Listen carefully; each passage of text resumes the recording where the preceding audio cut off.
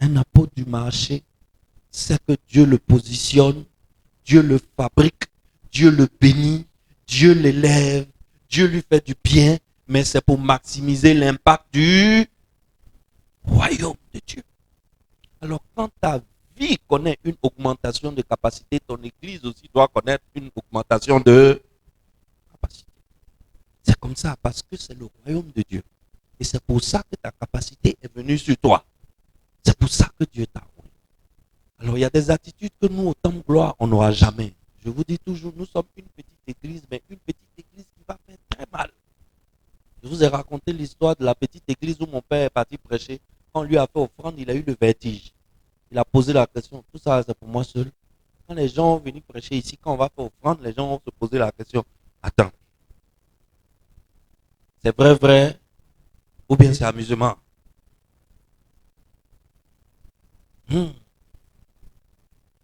Alors, Excellence, vous êtes des apôtres du... Il y a une onction spéciale sur votre vie. Là où vous travaillez, là, on va vous remarquer. Dis-moi Amen. On va vous remarquer. C'est impossible qu'on ne te remarque pas. Parce que tu ne travailles pas avec l'intelligence humaine, mais tu travailles avec une intelligence 10 fois supérieure que Dieu a mis sur ta vie. Tu gères un magasin, on va te remarquer. Tu vends au marché, on va te remarquer. Tu es à l'hôpital, tu piques les gens, on va te remarquer. Ces chiens, tu laves, on va te remarquer. C'est des affaires que tu fais, on va te remarquer. Dis-moi Amen bien. Alléluia. Sinon, on sait ce Dieu-là, c'est pourquoi. Si on n'a pas ces choses-là, on le sait, c'est pourquoi. On a un Dieu spécial, donc on a une vie spéciale. On n'a pas une vie ordinaire, on a une vie extraordinaire. Et ce matin, dans la même veine que le message de la dernière fois, le message que j'ai pour toi, c'est l'argent n'est pas le remède de la pauvreté. Donc, si je te dis que l'argent n'est pas le remède de la pauvreté, tu sais que je m'apprête à te montrer qu'est-ce qui est le remède de la pauvreté. J'attends à ce que tu prennes des notes et des notes importantes parce qu'avec cette série d'enseignements, ta vie va changer. Alors, ce matin, je veux te parler de certaines expériences scientifiques qui ont été faites. Il y a des scientifiques qui ont pris un chien. Ils l'ont attaché. Ils ont attaché le chien ici, par exemple. Et puis sa chaîne, là, ça permet au chien d'arriver ici. Voici la longueur de la chaîne. D'ici à ici. Et qu'est-ce qu'ils ont fait? Ils ont mis un morceau de viande ici. Quand un chien voit viande, qu'est-ce qu'il fait? Il saute là-dessus. Tu entends? Et puis il te regarde encore. Faut envoyer encore. Mais il n'est jamais rassasié de viande. N'est-ce pas? Maintenant, on a attaché le chien. Sa corde là, ça quitte ici. Ça vient ici. Et puis on a mis viande là ici. Qu'est-ce qui se passe? Le chien voit la viande. Il fait quoi? Il se jette. Il s'en va tomber sur la viande pour manger. Il n'arrive pas. Pourquoi? La chaîne est courte. Et le chien voit la viande. Il se bat. Il tire. Il n'arrive pas. On recommence l'expérience. On répète l'expérience avec ce chien, jour après jour, semaine après semaine, année après année.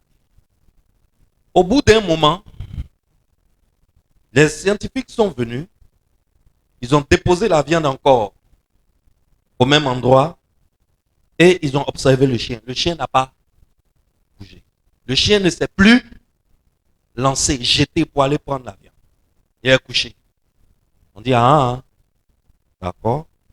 Qu'est-ce qu'ils ont fait? Ils ont déchaîné. On a enlevé la chaîne qui était sur le cou du chien. Puis on a observé le chien. Le chien est resté couché là. La viande qui sent très très bon est restée là. Le chien n'a pas bougé. Il ne s'est pas jeté. Il n'est pas allé pour dévorer la viande. qu'est-ce qui s'est passé? On a conditionné l'esprit avec une méthode répétitive. On l'a répété, répété tellement longtemps que désormais, le cerveau du chien lui dit que la viande qui est là, il est impossible de... Du coup, tu déposes la viande, tu enlèves la chaîne sur le cou du chien, mais le chien ne réagit pas. Ça, c'était la première expérience. Ce même scénario a été répété avec un poisson. Le poisson était dans son aquarium, dans un grand aquarium. Il explorait toute la surface de l'aquarium. Un matin, les scientifiques sont venus, ils ont mis un morceau de vitre à gauche pour réduire l'espace de l'aquarium. Ils ont mis un morceau de vitre à droite pour réduire l'espace de l'aquarium à droite aussi. Donc le poisson, il nageait jusqu'à... Poisson ne connaît pas vitre.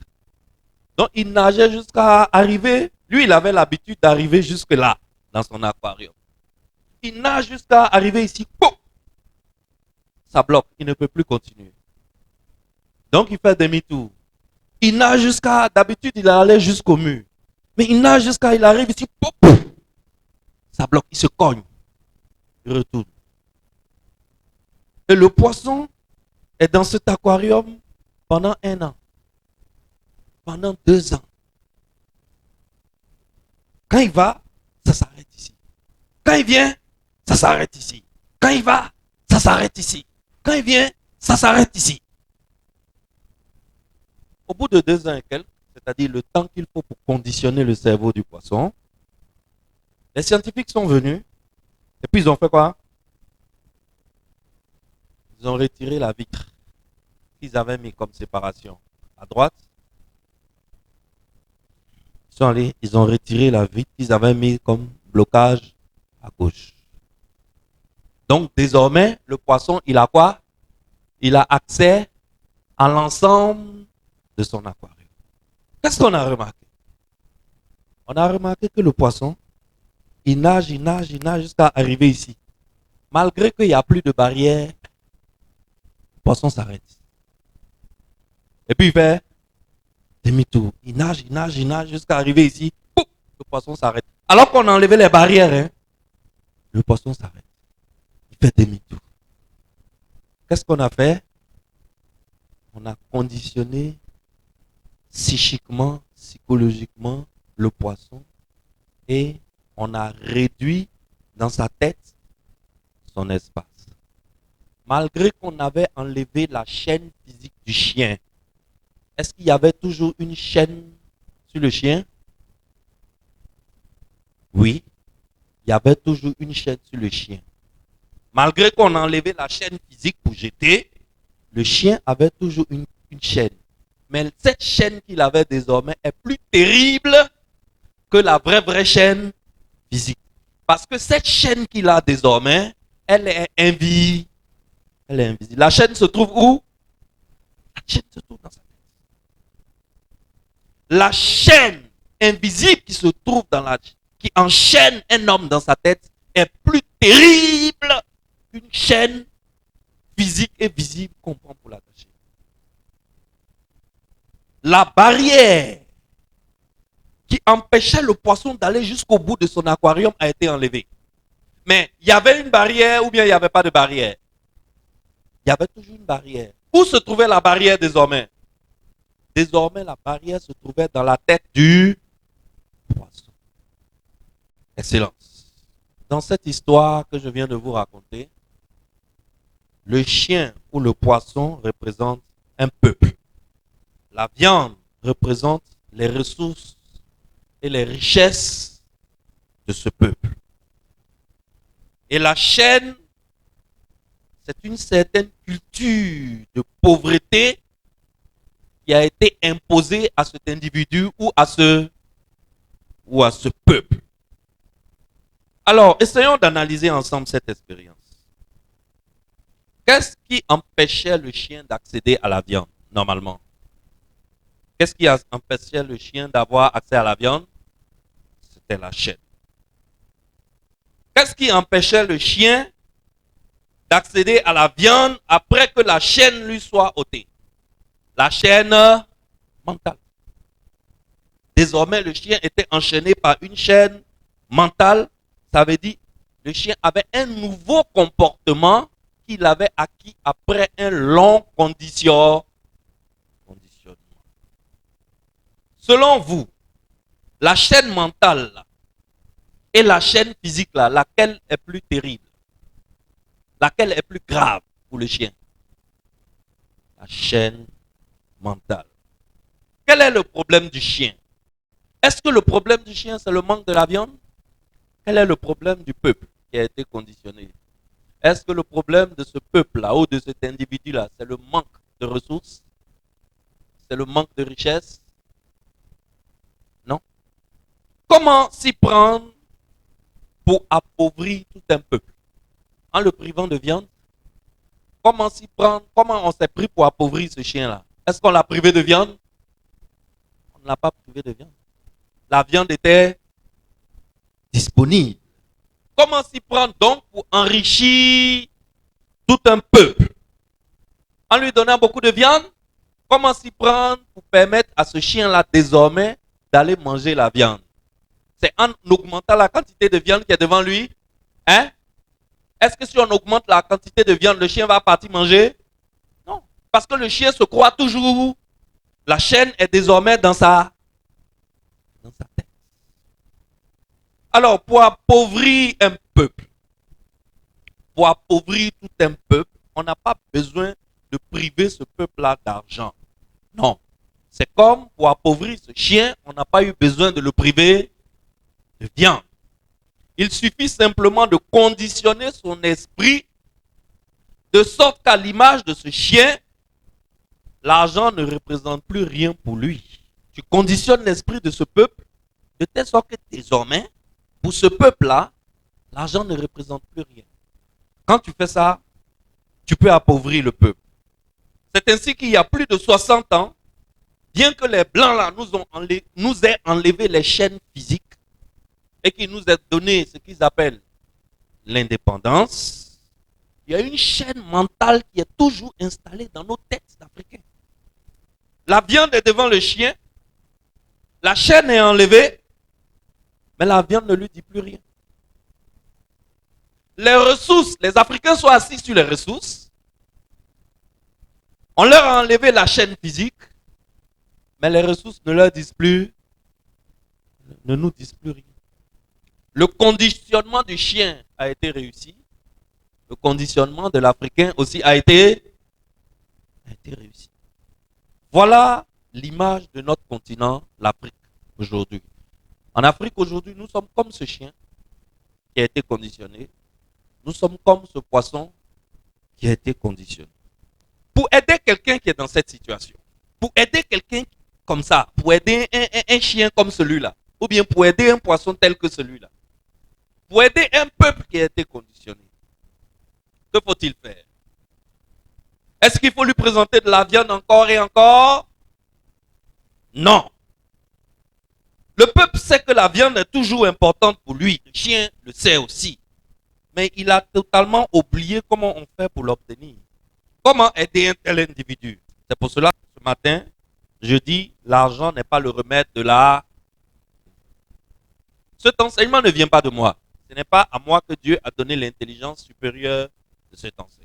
Mon père spirituel, le révérend Amoakon Georges, a écrit un livre. Malheureusement, le livre n'est pas encore publié. Le thème de ce livre, c'est « Le pauvre n'a pas besoin d'argent ». C'est un peu choquant, non? Le pauvre n'a pas besoin d'argent. Et l'enseignement que je vous donne ce matin, je l'ai tiré de ce livre. Donc, c'est lui qui est l'auteur de ces belles réflexions-là. On a tous besoin d'argent. Nous tous ici, on a besoin d'argent. Il n'y a pas quelqu'un ici qui est ici ce matin. Tu vas lui demander, il va dire non, moi, je n'ai pas besoin d'argent. Non. Nous tous ici, on a besoin d'argent. Mais on dit que l'argent n'est pas le remède de la pauvreté. Alors, à partir de ces expérimentations que nous venons de voir, pas besoin de priver un peuple d'argent pour le rendre pauvre. De la même façon, Tu n'as pas besoin d'arroser un peuple d'argent pour le rendre riche. Le problème réel d'un peuple pauvre ou d'une personne pauvre, ce n'est pas l'argent. Peut-être que ça va t'étonner. Tu te dis, le gars est pauvre. La seule chose qui peut régler son problème, c'est de lui donner l'argent. Non. Le problème réel d'un individu pauvre ou d'un peuple pauvre, ce n'est pas l'argent. Son problème réel, c'est la chaîne invisible. Est-ce que quelqu'un me suit? C'est la chaîne invisible, la barrière invisible qui est dans sa tête. Et ce que nous voulons faire à la Maison de la Destinée cette année, c'est de nous atteler à briser cette chaîne invisible qui est dans la tête de chacun de nos fidèles. Dis-moi Amen. C'est de nous atteler à enlever cette barrière mentale qui est dans la tête de chacun de nos fidèles. Ma prière, c'est que d'ici décembre, cette chaîne invisible soit brisée en toi. Pour que d'ici 2 ou 3 ans, on commence à voir les effets de ce travail que nous sommes en train de faire là dans ta vie financière. Tu sais, cette chaîne invisible là, on ne la brise pas avec la prière. Jésus même a dit, en Jean chapitre 8, verset 32, il dit, vous connaîtrez la vérité et la vérité vous affranchira. La prière délivre, mais la prière n'affranchit pas. Ce qui affranchit, c'est quoi? C'est la vérité. Mieux, c'est la vérité que tu connais qui peut t'affranchir. Une vérité que tu ne connais pas ne peut pas t'affranchir. Pourquoi Josué et Caleb, ils ont eu une attitude différente du reste du peuple quand ils étaient à Kadesh Barnéa? Parce que Josué et Caleb, la Bible dit, ils étaient animés d'un autre esprit. Ça veut dire que Josué et Caleb, là, ils avaient une information que les autres n'avaient pas. Grâce à cette connaissance qu'ils avaient, ils ont été très tôt affranchis des chaînes mentales qui étaient dans leur tête après 430 ans d'esclavage en Égypte. Est-ce que quelqu'un me suit? Des gars qui ont fait 400 ans d'esclavage, quand ils sortent de l'esclavage, leur esprit n'est plus l'esprit d'un homme libre. On a enlevé les chaînes sur leurs bras, mais les chaînes continuent d'exister dans leur tête. 430 ans à faire la même chose, ton comportement change. Les gars là ont modifié ton comportement. Ils ont modifié ton attitude.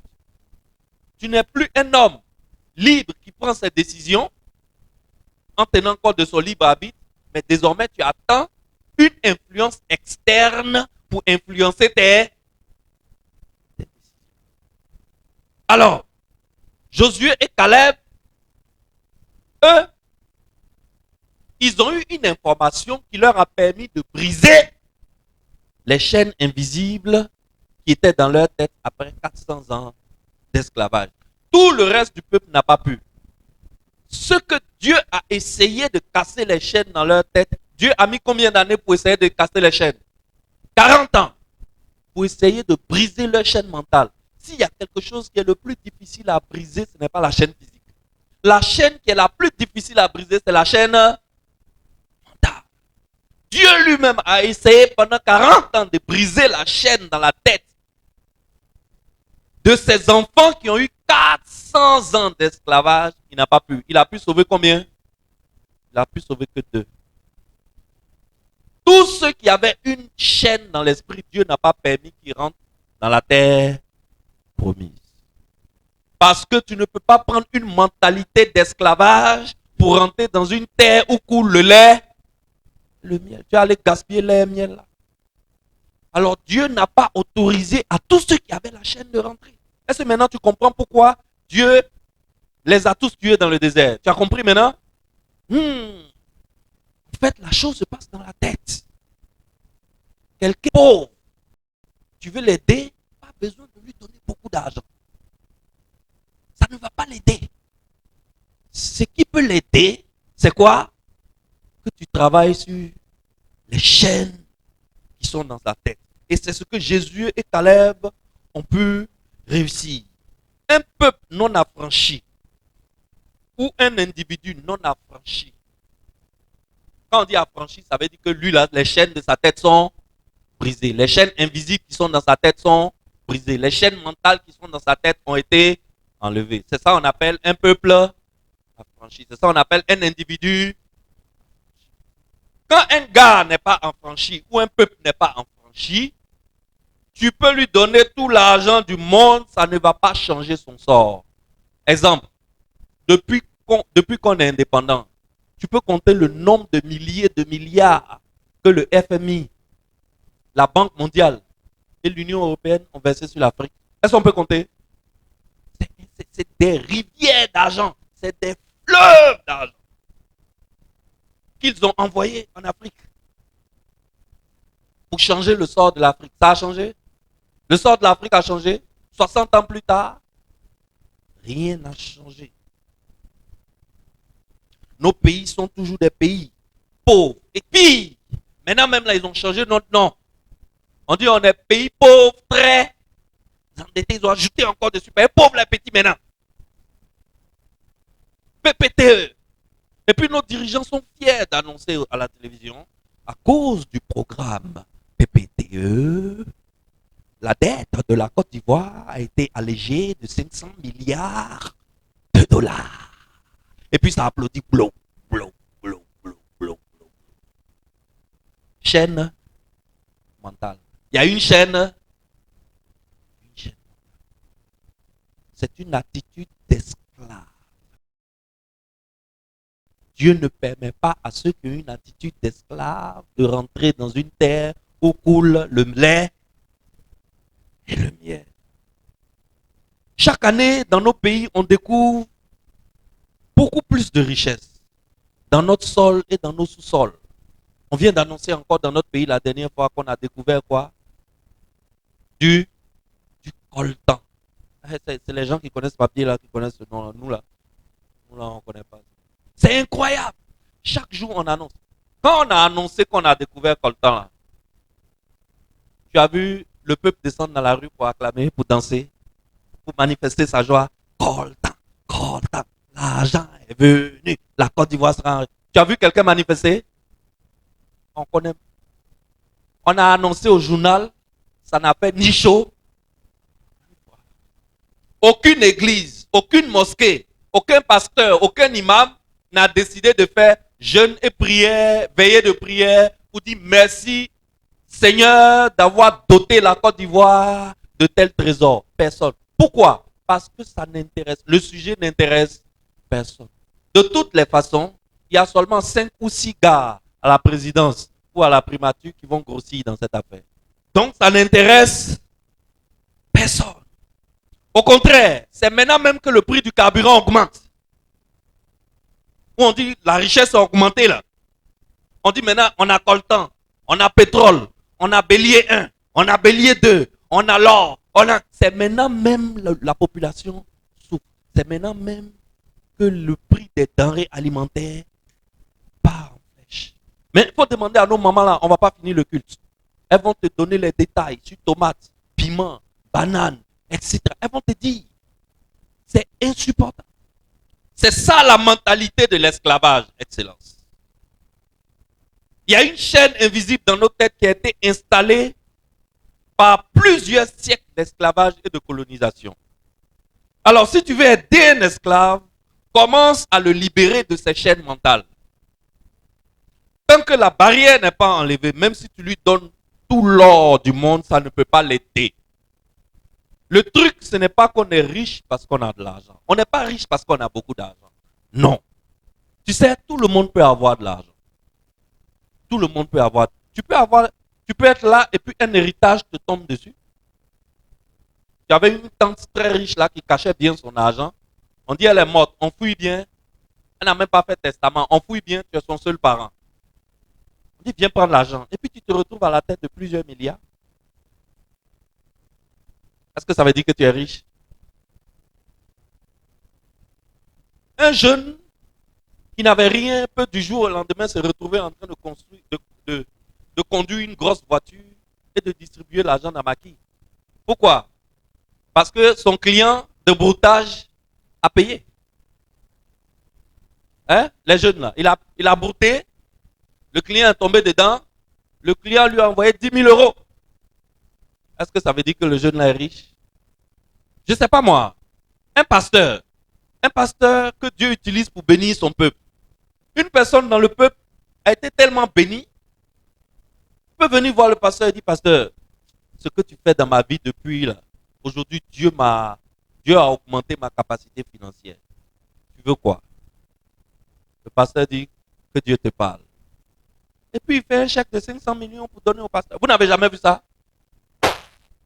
Ça c'est les grands pasteurs d'Abidjan ici, la plupart dorment dans des maisons de 400 millions, 500 millions, que des fidèles. Un matin, fidèle a donné. Pasteur, il faut prendre. Est-ce que ça veut dire que ce pasteur est riche? Il a beaucoup d'argent, mais il n'est pas riche. On dit que quelqu'un est riche ou un pays est riche quand il est capable de créer la richesse. Car la richesse se trouve dans la tête. L'argent qui est dans la poche n'est que le fruit de la richesse qui se trouve dans la tête. Alors si tu donnes de l'argent, beaucoup d'argent à quelqu'un, et que cet argent n'est pas le fruit de ce qui se trouve dans sa tête, voilà ce qui va se passer. Il va tout changer. N'est-ce pas? Il va tout changer. Il va changer de quartier. Avant, là, il habitait simplement dans une petite maison de 35 000 où la douche est dehors. Et quand lui, il va dans Cité Bad, il voit les tontons qui sont dans les vraies villas, qui sortent avec les vraies voitures. Lui aussi, il a envie. Poum, l'argent là est tombé. Qu'est-ce qu'il va faire? Villa, Cité Bad, 800 000 par mois. Bam. Il va payer 10 mois en même temps pour respirer bien, quoi. Ou bien 2 ans. Pourquoi pas? L'argent est tombé. Il a payé 2 ans. Il dit d'ici 2 ans, mon argent sera encore plus beaucoup. Donc attends, il a payé 2 ans d'avance. Qu'est-ce qu'il va faire? Il va aller acheter voiture. Voiture que les tontons la roulent dans Cité Bad et puis ça prend son cœur là. Lui aussi, il va aller acheter nouveau dans sachet. L'argent est en train de finir, hein? Mais lui, il ne sait pas que c'est en train de finir. Hein? Qu'est-ce qu'il va faire? Il voit Tchéoulou venir à l'église tous les dimanches avec les vestes près du corps, les blazers. Avec les JM Weston. Lui aussi, il va aller faire quoi? Il va rentrer dans le magasin. Il va frapper une centaine de costumes en super 150. Les Caco Bianco. Les derbies. L'argent est en train de... Mais si Dieu n'intervient pas, s'il n'y a pas la grâce de Dieu sur sa vie, il va même changer de femme. Il va même changer de femme. Elle va dire, mais la vieille go est brillée, me fatigue. Elle me donne à checker Uru chaque midi. Moi aujourd'hui, je mange les filets mignons. Je suis dans les gambas avec la crème fraîche. Glace grillée avec la crème fraîche. Avec des champignons là-dessus, tu vois. Mon niveau est élevé. Je vais faire quoi avec prépareuse de huile rouge? Il va changer sa femme. Il va aller chercher les Joël. C'est clair. Quand il est assis dans sa voiture, elle est à côté, c'est joli. Ça frappe. Grand détail. Ah, Pouchou. Je te dis, c'est pas ce qui se passe quand un pauvre gagne un peu. C'est ça l'esprit de l'argent. L'argent n'est pas neutre.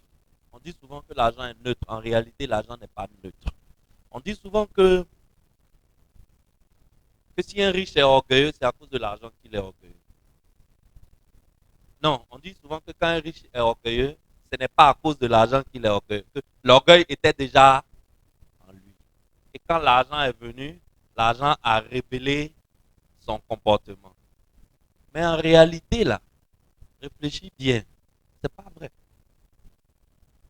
L'argent qui est là, l'homme qu'on appelle l'argent, il a un esprit.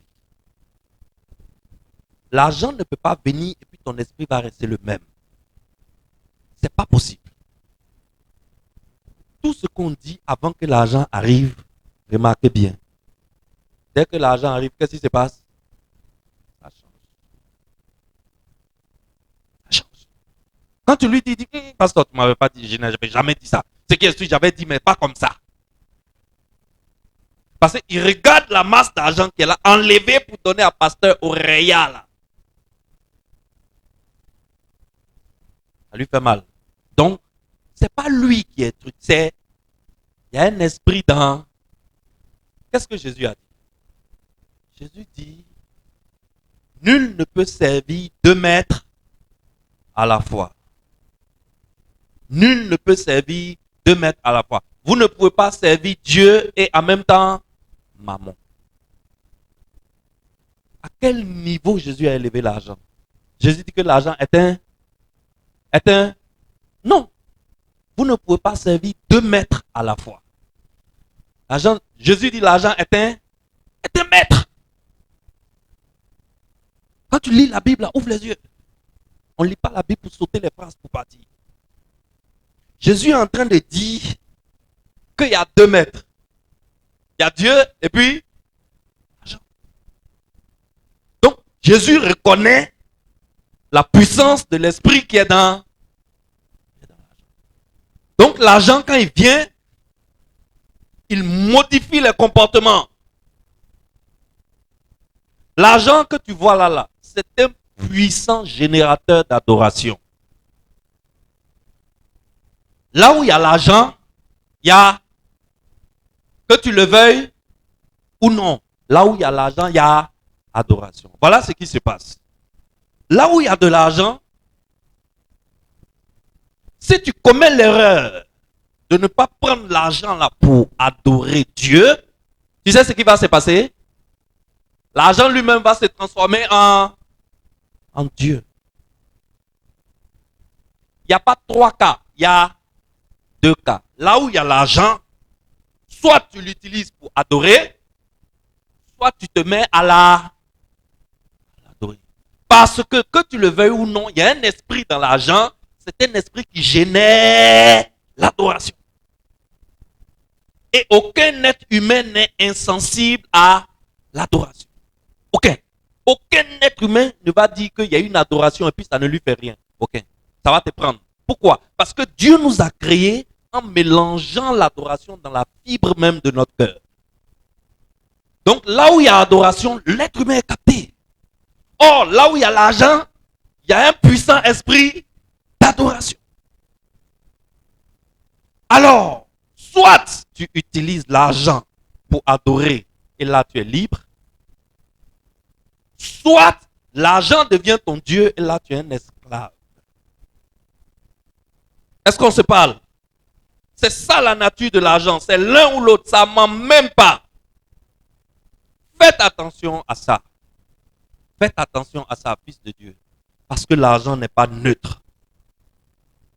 C'est pour ça qu'on est en train de t'enseigner tout ça là, avant que Dieu ne mette les trésors des nations entre tes mains. Dis-moi amen bien. On le voit avec les enfants d'Israël. Dès que Moïse a donné d'eau, Moïse est allé sur la montagne, ils ont transformé leur or en veau. Et ils se sont mis à adorer ce veau d'or. Chaque fois que l'argent rentre dans la poche, tu seras confronté à cette réalité, fils de Dieu. Chaque fois que l'argent va rentrer dans ta poche, si tu ne l'utilises pas pour adorer, tu vas te retrouver à adorer cet argent. Est-ce que tu as remarqué que quand quelqu'un est immensement riche, tu vois des gens qui commencent à l'adorer? Tu as remarqué? Un jour, je suis allé dans une... vous savez que moi, je suis dans la santé animale, je soigne les animaux. Et on a appelé à la clinique. Il y a une famille qui demandait quelqu'un pour aller soigner un animal gravement malade. J'arrive, on me reçoit à la porte. Deux jeunes hommes me reçoivent à la porte. On me fait rentrer. On me donne un tabouret très sale. Quelque part avec la niche des chiens, on me dit d'attendre là-bas. Donc je ne me suis pas assis. J'attendais. Il rentre au salon. Il parle avec la dame qui est là. Et puis il ressort. Comme ça, et puis ils viennent vers moi. Madame dit de te dire, faut consulter le chien, puis tu vas lui dire, il y a quel problème. Il dit, J. Ah, c'est quel président de la République qui est ici, oh. Moi, je finis de faire ma consultation, je fais le truc. Mais c'est scientifique. Les thèmes là sont des thèmes de spécialistes. Si tu n'as pas fait médecine, tu ne peux pas expliquer. Donc, il retourne expliquer à la dame, elle ne comprend pas. Donc, je les ai poussés. Puis, je suis rentré dans le salon. Je vois Dieu qui est assis là. Je dis oui, c'est moi. Voilà. Je les entends parler. Ils n'arrivent pas à vous expliquer parce qu'ils ne peuvent pas vous expliquer, ce n'est pas leur métier. Quand j'ai fini d'expliquer, elle dit, ah d'accord, c'est compris, il vous faut combien? J'ai dit la somme qu'il fallait. Et puis je suis ressorti. On m'a envoyé l'argent là, en billet de, c'est presque 100 000.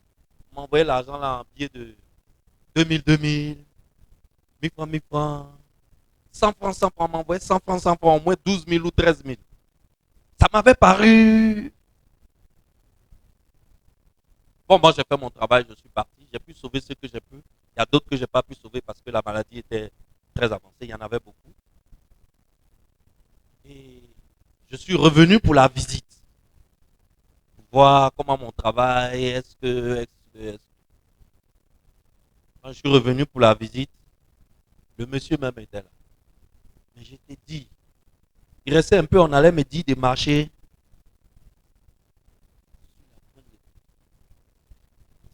On dit, Daddy est là. Daddy est là. C'est le mot qu'ils ont utilisé. Daddy est là. Donc, on me parle doucement. Je regarde les gens là. Hey.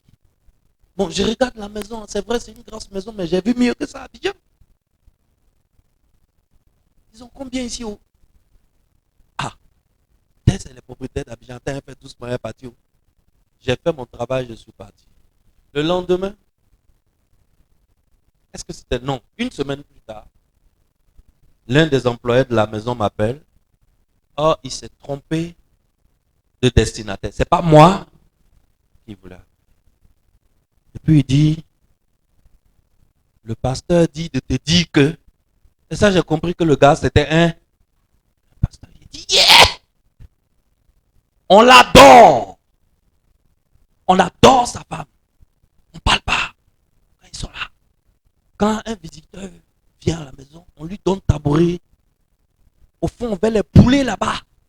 Puis c'est les jeunes là qui rentrent, qui vont entendre la voix sainte. Ils vont descendre pour venir te dire. J'ai dit, aide-nous Seigneur. Abidjan ici, on a vu, non? Il y a un gars là, un Malien là. Il s'appelle le roi. Quand il vient à Abidjan là, il y a des gens qui rampent, non? Tout cela, on dit, ce sont les rampeurs de qui? Du roi. Ils adorent. Tu crois que c'est le roi 12-12 qu'ils adorent? Qu'est-ce qu'ils adorent? Son argent. Attends, le gars là, pas extraordinaire. Son argent va finir. Et puis il va venir encore à Abidjan ici. Tu vas voir si les rampeurs là vont. Excellence. C'est la puissance de l'argent. C'est pourquoi on doit te préparer avant que Dieu ne te confie l'argent. C'est pourquoi jusqu'à présent tes affaires étaient bloquées. Parce que Dieu voulait que tu attendes. Dieu voulait que tu entendes ces enseignements-là d'abord avant que ton argent que tu attends n'arrive.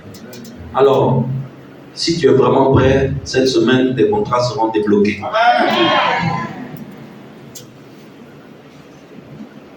Un pauvre qui se retrouve avec l'argent. On avait dit que si Dieu n'intervenait pas, il allait changer sa femme. Mais il y a pire. C'est-à-dire, le gars peut pousser l'indécence même jusqu'à changer Dieu lui-même. Il ne vient plus à l'église. Il est dans le haut lieu. Quand tu le croises en ville, Bishop, c'est comment? Il dit oui. Maintenant, là, on est dans les hauts mouvements. Mais on ne voit plus au culte. Il dit qu'il faut laisser pasteur Jules là-bas. C'est lui qui croit qu'il connaît tout. Il y a des connaissances là. il n'a pas accès à ça. Ça c'est pour nous qui avons un peu là. Parce que ses amis, ses nouveaux amis, ils ne sont amis avec lui que parce qu'il a l'argent. L'ont entraîné dans leurs adorations qu'ils font dans leurs petits clubs de riches. Et maintenant, sa tête a changé. Donc, ce n'est pas seulement femme qui va changer, il va même changer qui? Il risque même de changer son Dieu. C'est des choses, ça peut dégénérer très très vite quand l'argent arrive. C'est-à-dire, toi-même qui te fais confiance aujourd'hui, ne fais pas attention, ça peut te prendre. Parce qu'il y a une puissance dans l'argent. Alors, le manque d'argent n'est pas la vraie cause de la pauvreté. Pour le pauvre, l'argent n'est qu'un calmant. L'argent est quelque chose qui ne fait que diminuer les effets de la pauvreté sans traiter la pauvreté. C'est comme tu as du palu, tu vas à la pharmacie, tu dis donnez-moi Doliprane. On va te donner, mais on va te donner. Bon, tu n'as pas dit à quelqu'un ce que tu as. Tu es allé à la pharmacie, tu dis j'ai besoin de Doliprane. On te donne Doliprane, donc tu prends un comprimé le matin, ça va. Tu n'as plus froid, tu n'as plus mal à la tête, tu n'as plus mal dans les muscles. Qu'est-ce que tu fais? Tu attaques Abidjan, tu te lances, tu vas te chercher. Mais est-ce que tu es guéri?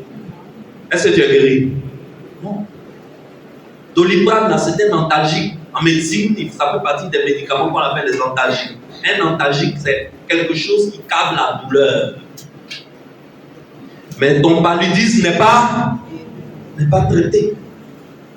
C'est ce que l'argent fait aux pauvres.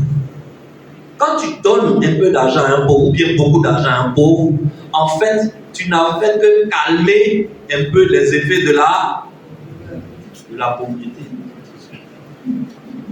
Pour le guérir, il va falloir qu'il aille voir un médecin qui va lui faire une prise de sang, qui va compter le nombre de falciparum qu'il a dans le sang, pour savoir à quel niveau se trouve son paludisme, pour savoir si on peut traiter avec médicaments, comprimés, ou bien s'il faut une injection, ou alors s'il faut carrément une perfusion.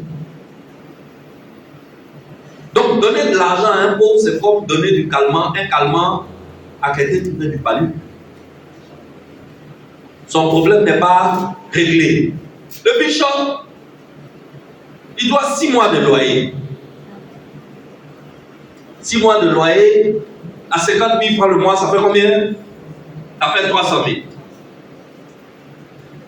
Donc, il a les huissiers dans le dos. Il vient voir quelqu'un dans l'église, il prie pas. Tu vas à son prix à dire, si quelqu'un a un problème, il va venir voir. Il ressemble à quelqu'un qui a un thé. Il vient voir et dit, frère privat, pardon, fais-moi crédit. Au nom de Dieu, je vais payer. Fais-moi crédit, problème va me tuer. C'est pas ça? Problème va me tuer. Fais-moi crédit. Il va dire, bon, c'est pas grave, j'ai besoin de combien? 300 000. Plus 454. Les 300 000 sont délivrés. Tu crois qu'il va payer les 6 mois qu'il doit vous aider? Mon ami, tu crois qu'il va payer les 6 mois qu'il doit vous aider? Afin de loyer là, ce n'était que le besoin pressant. Mais il a d'autres besoins secondaires. Il y a un sac de riz qui est pas long. Il y a l'huile qui est finie. Il y a le congélateur qui est vide. Il a deux factures de CIE qui sont accumulées. Actuellement là, c'est par magie même que la CIE n'est pas encore venue enlever son compteur. Tu crois qu'il va donner les 6 mois là à Douladia? Non. Il va donner peut-être 3 mois. Et puis le reste là, un jour il y a un gars qui est venu voir mon père pour un problème comme ça m'a tellement fait rire. Mon père dit il n'y a pas de problème, mon père lui a donné. Donc mon père lui, il a besoin d'acheter quelque chose à Abidjan Mall.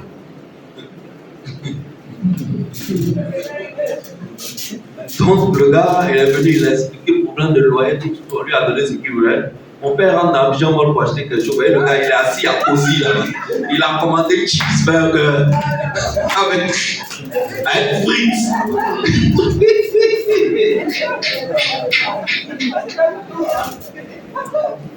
Je te dis, non, la pauvreté fait mal. Hein. La pauvreté fait très mal. Il va, Joe, il a eu faim. Il va s'évanger un peu d'abord. On va aller voir Djoulaké. De toutes les façons, si Djoulaké appelle son argent là, il y a un peu qui est là. Il ne peut pas avoir tout. Excellence.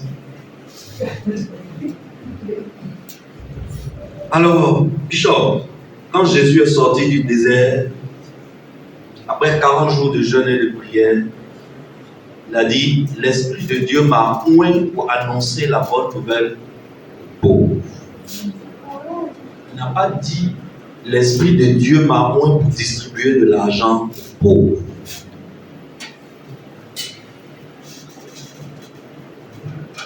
Si on veut réellement aider un tel frère qui est dans les problèmes, que doit-on faire? On doit rentrer dans sa tête, désinstaller le logiciel qui est dans sa tête, les chaînes mentales qui sont dans sa tête, les briser. Et ça là, ça ne se fait pas par imposition des mains, ça ne se fait pas par lavage de pieds, ça ne se fait pas par onction d'huile. Il faut rentrer dans sa tête pour la franchir. Pour la franchir avec quoi? Pour la franchir avec la bonne nouvelle. La bonne nouvelle, c'est la bonne information. Jésus dit, Dieu m'a oint pour annoncer la bonne nouvelle aux pauvres. On ne distribue pas de l'argent aux pauvres. Quand tu distribues de l'argent aux pauvres, tu lui as donné qu'un calmant. Le pauvre a besoin d'une bonne information, d'une bonne nouvelle. Ce qui fait la différence, pourquoi le pauvre a besoin d'une bonne information? Parce que ce qui fait la différence entre le riche et le pauvre, c'est l'information. C'est l'information. Tu vas voir qu'un riche, il passe toujours son temps à apprendre. Il est tout le temps en train de savoir comment quelqu'un a pu faire ci, comment quelqu'un d'autre a pu faire ça. Il lit les livres, il fouille dans les livres. Quand il regarde la télé, là, il ne regarde pas film de chion. Non, il regarde des documentaires sur des industriels, des documentaires sur des grands éleveurs, des documentaires sur des gens qui ont fait des grandes fermes, des documentaires sur des gens qui ont créé de grandes sociétés. Comment il a fait? Comment je peux faire pour faire comme lui, mieux, pour le dépasser? Voilà ce qu'un riche fait. Le riche est tout le temps à la recherche de la bonne information. Mais le pauvre, au lieu d'apprendre, la seule chose qui intéresse le pauvre, c'est de prendre. Prendre l'argent qui est déjà cuit. Mais qui va préparer l'argent à être cuit? Toi, tu vas prendre. La différence entre le riche et le pauvre, c'est l'information. Le riche a l'information, le riche a la bonne information qu'il exploite pour transformer ses richesses intangibles en richesses tangibles. Pour transformer la richesse qui est dans sa tête en argent liquide dans sa poche et sur son compte. Le pauvre, lui, il attend que l'argent soit cuit pour aller prendre. Excellence. Et quand le pauvre il trouve un travail, toute sa foi est sur son salaire. Quand tu lui parles, il dit attends la fin du mois. Mais sa foi n'est plus sur Dieu. Hein. Sa foi est sur quoi? Son salaire. Dieu veut que tu ne places plus ta foi dans ton salaire. Amen. C'est pourquoi il m'a envoyé pour t'enseigner tout ça. C'est pourquoi en 2023 je t'en supplie, ne loupe aucun culte. Parce que chaque culte, tu vas apprendre quelque chose qui va briser une partie de la chaîne. Un peu. D'ici 1 an, 2 ans, on va briser toute la chaîne qui est dans ta tête. Alors, si le manque d'argent n'est pas la cause de la pauvreté, quelle est la vraie cause de la pauvreté? La vraie cause de la pauvreté, mon père a inventé un mot. Parce qu'il a cherché dans tous les dictionnaires du monde, il n'a pas trouvé un mot qui pouvait exprimer ce qu'il voulait dire. La vraie cause de la pauvreté, il a dit que ça s'appelle le pauvretisme. Le mot pauvretisme, là, si tu cherches dans le dictionnaire, tu ne vas pas trouver, ça n'existe pas. Mais, dans ce mot, le révérend Georges Amoakon voulait rassembler l'ensemble des comportements acquis qui favorisent et perpétuent la pauvreté et qui chassent la richesse loin du pauvre. L'ensemble des comportements qu'un pauvre a qui font que la richesse le fuit. L'ensemble des comportements qu'un pauvre a acquis parce qu'on a modifié son comportement. C'est tout ça là qu'il appelle le pauvretisme. Le pauvretisme consiste, selon la définition de l'auteur de ce mot, le révérend Georges Amoakon, le pauvretisme consiste à conditionner ou à assombrir l'esprit d'un individu ou d'un peuple en vue d'endormir son potentiel et de désactiver la richesse infinie que Dieu a mis sur la vie de cette personne ou de ce peuple. Je reprends. Je vais mettre ça sur le groupe de l'église afin que chacun puisse prendre. Le pauvretisme consiste à conditionner ou à assombrir l'esprit d'un individu ou d'un peuple en vue d'endormir son potentiel et de désactiver la richesse infinie que Dieu a mis dans la vie de cette personne ou de ce peuple. Donc le pauvretisme, c'est un conditionnement psychique. C'est un travail qui se fait sur la tête. Un conditionnement, c'est toute technique répétitive qui permet d'installer un comportement nouveau. C'est ce qu'on a vu avec le chien et le poisson. Alors, on a assombri l'esprit du sujet, on a conditionné le sujet pour aider un tel individu qui a son esprit assombri. Il faut d'abord éclairer son esprit, sinon tu te fatigues pour rien. La seule façon d'aider un pauvre, c'est de faire quoi? D'éclairer son esprit. Un tel homme, tu lui donnes un immense héritage en te disant: j'ai travaillé pour mes enfants, j'ai accumulé de l'argent pour mes enfants, afin qu'après moi, sur 2, 3, 4, 5 générations, il n'y ait plus de pauvres dans ma famille, tu seras déçu. Parce que dès que tu vas mourir et quitter cette terre, les enfants que tu as laissés là, si tu n'as pas éclairé leur esprit, si tu n'as pas brisé les chaînes du pauvretisme qui sont dans leur tête, je te donne 10 ans. Toute la fortune immense que tu as galéré pour accumuler là, ils vont dilapider. Ils vont brûler. On connaît les histoires d'héritage, non? Très souvent, les histoires d'héritage, c'est très vite, très très mal. Cet argent qui devait être une bénédiction pour ces enfants-là, ça devient une malédiction. Parce qu'on n'a pas d'abord éclairé leur esprit avant de leur confier l'argent. Regarde à la maison, tu vas voir qu'il y a une différence entre celui qui travaille pour gagner l'argent et celui qui bénéficie de l'argent. À la maison, celui qui paye CIE, il est toujours en train de se plaindre. Mais il est 8h du matin, c'est quel ventilateur qui tourne encore dans la maison là? Vrai ou faux? Quand il rentre dans la maison, mais pourquoi toutes les lumières de la cour sont allumées en même temps? Et puis il commence à... Parce que c'est lui. Il rentre dans sa chambre, il fait chaud. Il allume le climatiseur vers 21h. Vers 22h15, 22h30 là-bas. Boum! Il y a une atmosphère glacée dans la chambre. Donc, il profite de l'atmosphère glacée, il allume le ventilateur. Et il se gère avec le ventilateur dans l'atmosphère glacée là, jusqu'au bas. Va dans la chambre de tes enfants, tu vas voir. À 19h, le climatiseur est allumé. Tant qu'ils ne sont pas sortis pour aller à l'école, c'est Joël. On n'était pas si tu as éteint, il rentre.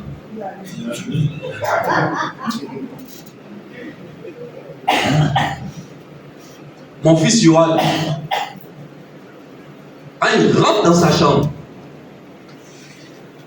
le climatiseur allumé, ça ne suffit pas. Qu'est-ce qu'il va faire? Il met le ventilateur sur le numéro le plus élevé, numéro 3. Dans le climatiseur, et puis se couche. Je regarde le morceau d'homme là jusqu'à là. Il dit, mais c'est ton roux qui a chaud.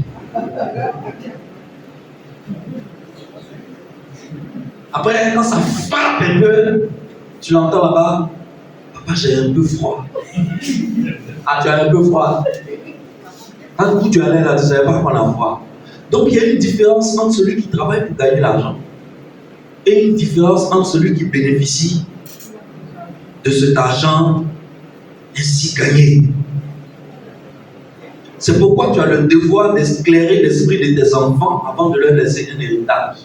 Sinon, dès que tu auras quitté ce monde, tu vas voir l'effet du convertisme sur ta famille. Ici, là, la prière ne peut rien faire. Tu ne peux pas prier pour ton enfant et puis son esprit sera éclairé. Ce n'est pas possible. La seule chose qui peut aider tes enfants, c'est vous connaîtrez la vérité et la vérité vous s'affranchira. Ils ont besoin d'être éclairés. Si la prière rendait riche, les intercesseurs seraient des milliardaires. La prière ne rend pas riche. La prière n'éclaire pas le cerveau de quelqu'un.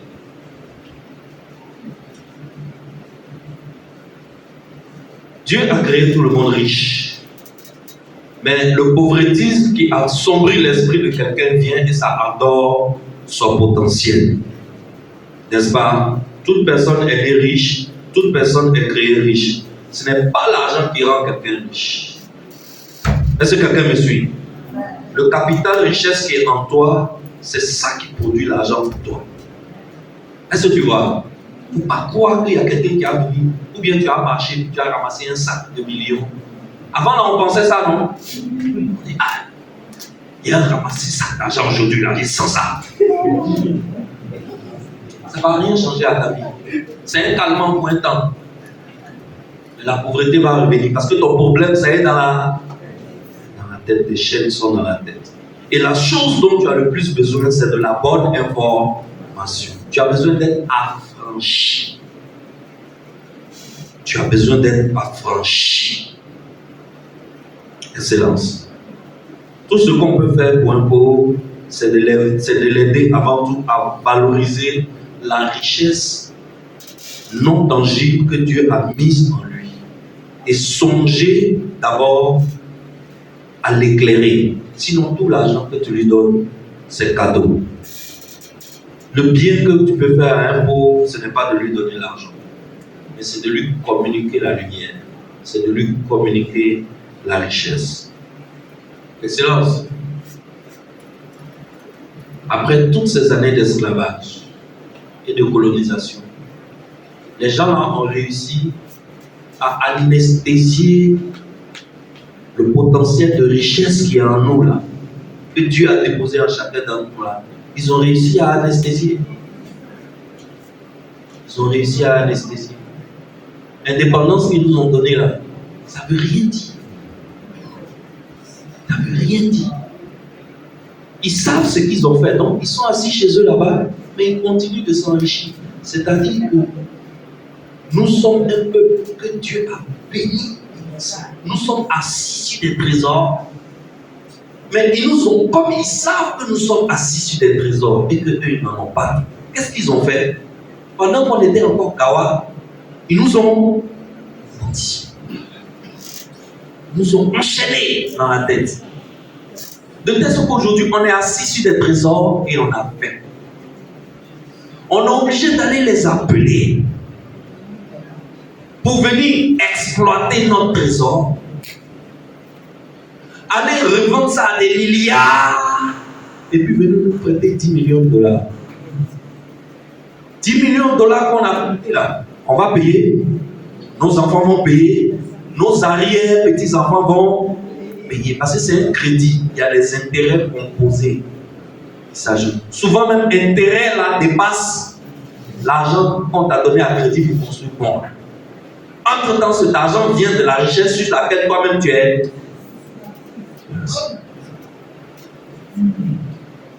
C'est ça qui doit changer. On doit travailler à donner la lumière aux fils de Dieu,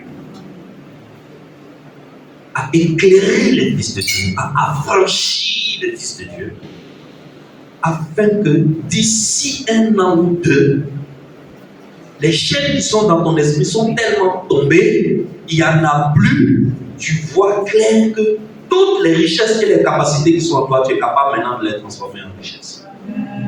Quelle est ma prière pour toi? Excellence, on a fini. Ma prière pour toi se trouve en 3 Jean verset 2. En 3 Jean verset 2, 3 Jean n'a qu'un seul chapitre. Donc, je vais directement 3 Jean verset 2, il est dit, bien-aimé, je souhaite que tu prospères à tous égards et sois en bonne santé comme prospère l'état de ton âme. Peuple de Dieu, je souhaite que chaque personne ici prospère financièrement. Excellent, c'est possible. Être pauvre là, ce n'est pas une bénédiction. Le fait que ton papa soit pauvre ne veut pas dire que toi aussi tu dois mourir pauvre. On est d'accord? Alors sur la montagne de Morija, c'est la montagne que Dieu a montrée à Abraham, où Abraham est parti pour faire le sacrifice de son Isaac. Et sur cette montagne, au lieu de sacrifier Isaac, Abraham a sacrifié quoi? Un bélier qui est venu d'où? Que Dieu lui-même a. Excellent, sur cette montagne de Morija que nous sommes cette année de lait et de miel, je prie et je souhaite que Dieu lui-même t'apporte la provision. Amen. Qu'il t'apporte la lumière. Amen. Qu'il t'éclaire. Et que l'enseignement qu'on te donne ici brise toutes les chaînes de la pauvreté qui sont dans ta tête. Et ma prière est que tu prospères à tout égard. Que tu prospères financièrement. Et que cette église soit une église remplie de multimillionnaires, capables de transformer la richesse qui est dans leur tête en argent dans leur bouche. Dans le nom puissant de Jésus, Amen. Est-ce que tu peux l'acclamer? Alléluia.